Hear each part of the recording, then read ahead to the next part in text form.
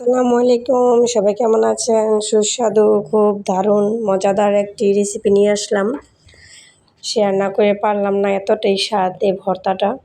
আমরা হালকা হলুদ লবণ দিয়ে মেখে নেব, তারপরে এভাবে ভেজে নেব। এভাবে হালকা লাল লাল লাল ভেজে নেব। ভেজে নেওয়ার পর এখানে কাঁচামরিচ নেব, শুকনো মরিচ, তারপর রসুন, পেঁয়াজ সবগুলো আবার হালকা তেল দিয়ে ভেজে নেব। লাল করব, বেশি করব না, হালকা লাল করে ভেজে নেব। তারপর একে একে সব কিছু বেটে নেব। এখানে প্রথমে আমি মরিচগুলো বেটে নিচ্ছি, তারপর কাঁকরোলগুলো বেটে নিচ্ছি। কাঁকরোলগুলো বাটা হলে এই তো রসুন, পেঁয়াজ এগুলো বাটছি।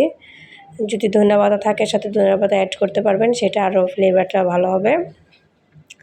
এই তো বেটে নিলাম। এখন সবগুলো একসাথে করে নেব। একসাথে করে নিয়ে আবারও বেটে নেব, 2-3 বার বেটে নেব যাতে সবগুলো মিহি হয়ে যায় একেবারে।